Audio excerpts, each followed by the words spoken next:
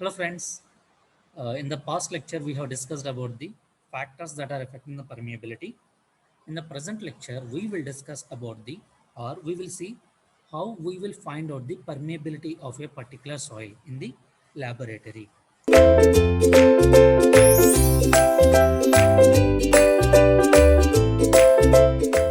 So for that we are having two different types of test, that is constant head test and also variable head test.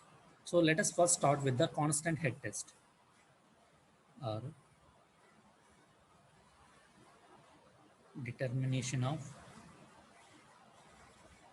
permeability of soil, that means K of soil in laboratory.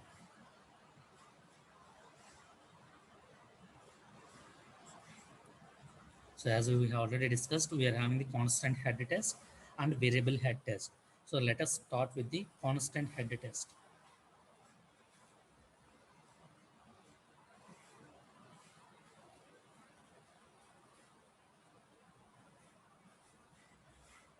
So in the name itself, we can understand constant head.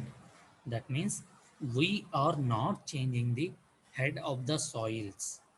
Throughout the time, the head is remains kept as a constant, right? That means we can say that whatever my inflow, we can say it as my outflow.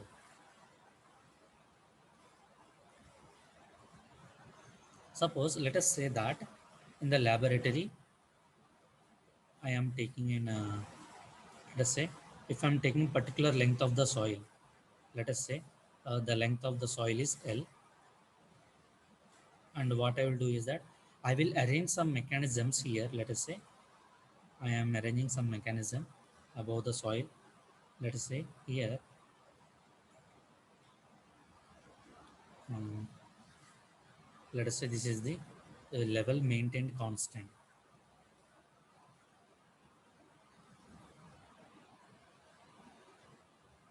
and let us keep that we are keeping the soil here, and let us assume that the water level below the soil is up to this much.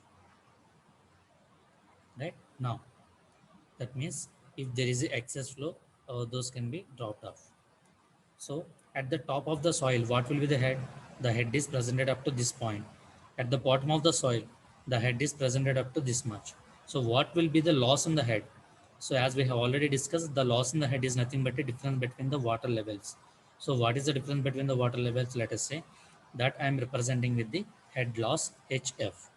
And let us say the cross sectional area of the soil is A, and it is observed that the discharge happening through the soil, and let us take it as a Q. Okay. Now, what we are doing, as we are maintaining this level, the water is seeping through the soil, and whatever the water is flowing through, we are collected and we are measuring it. So, let us see how we'll find out the discharge value. Discharge is nothing but a Q.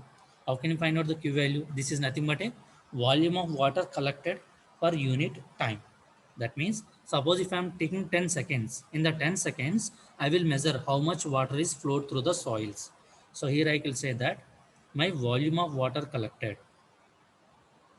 my volume of water collected divided by time.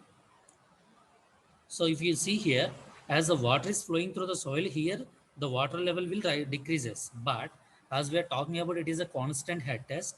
We will keep maintaining another arrangement such that we will keep on adding the water such that this level won't change. Similarly, as it is reached to some particular time, if as water is flowing through this, then this level is also maintained constant. So after this, the water will start escaping from this bottom level, and then we will collect that water with respect to some time. So by using that, we can find out the Q value. That is nothing but a volume of water collected divided by time. So from this, we can find out the I value. What is I? I is nothing but a head loss divided by length of the soil sample. Now use the Darcy's law. What is meant by Darcy's law? Darcy's law is nothing but a V that will be equal to K into I. This is what nothing but a discharge velocity. Suppose if I know the discharge, how can I say it is? I can multiply this with the cross sectional area. V multiply by the cross sectional area. As I am doing this experiment in the laboratory, I can find out the cross-sectional area of the soil sample. Now substitute this Ka value here. That implies how much you will get? Your Q, that is nothing but a K into I into A. We know that means in the experiment we have observed what is your Q value, and depending upon the soil system we can find out the A, and depending upon the water level maintained we can find out the I.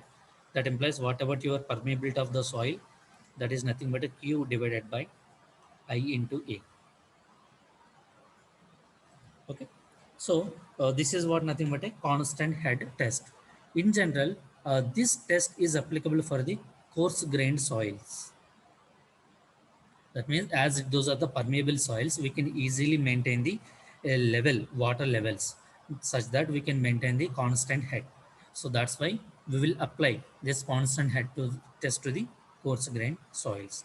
Now let us talk about the variable head test. Variable head test, or this method we can also call it as a falling head test. That means the head is falling or the head is decreased. That's why falling head test. Here we no need not to consider the discharge. So here we have to obtain the time required for decreasing the water level, and then by using some equation we can find out the permeability. That means suppose let us consider that I am taking my length of the soil sample is L.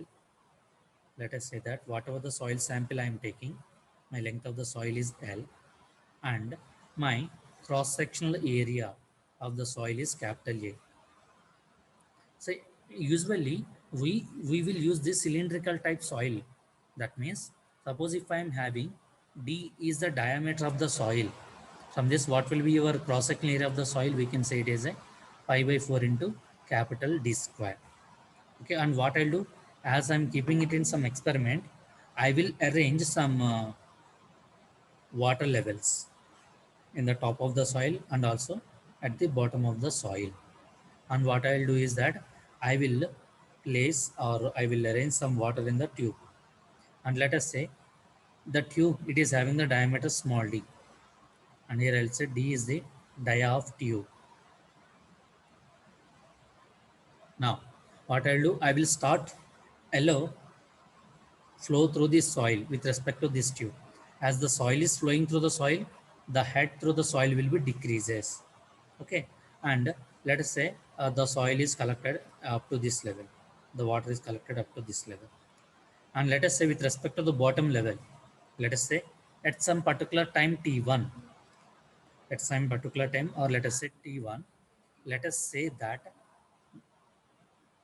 at particular time T1, my head available at the time T1 is nothing but a H1. And similarly, as water is keep on flowing, the water level will be decreases. Let us say at some point of time, the water level is reached here. That means let us say at some particular time T2, the water level available here, that is nothing but a H2. So here we have to find out. That means at time T1 my water level available is H1. At time T2 what is my head available? H2. So what is the time required that to decrease in the water level from H1 to H2? That means for decreasing water level from H1 to H2, how much time is required? That I will represent with T. That I will say it is nothing but a T1 minus T2. And here T is nothing but a time taken for T is nothing but a time taken for water to fall from where to where, from H1 to H2. Okay, now by using these parameters we can find out the permeability of the soil, that is equal to A into small l divided by capital A into T into ln of H1 divided by H2. So here K is nothing but a permeability. A is nothing but a area of stand tube. Area of stand tube. So what is the diameter of tube we have considered? Small d. That means whatever the area we can say it is a pi by 4 into small d square. What about capital L here? L is nothing but a Length of the soil sample we have considered. Length of the soil sample. And what about the A? Capital A. Capital A is nothing but a cross-sectional area of the soil. If capital D is the diameter of the soil, then what about the cross-sectional area? Pi by 4 into capital D square. What about the time T? T is nothing but a time taken for water to fall from time taken for water to fall from where to where, from the level h1 to h2. And h1 is nothing but at time t1 what will be your level, and at t time t2 what will be your level h2. And t is nothing but a time taken from to reach level from h1 to h2. And ln, here ln is nothing but that means we are finding the value log with respect to the e. That means by using this equation, we can directly find out the what is the permeability of the soil by using the variable head test method. And general, if the soils are less permeable, then for those types we will use the variable head test. In the next lecture, we will discuss about the permeability of the soils if there are the flow parallel to the planes and if there is a flow perpendicular to the planes. Thank you.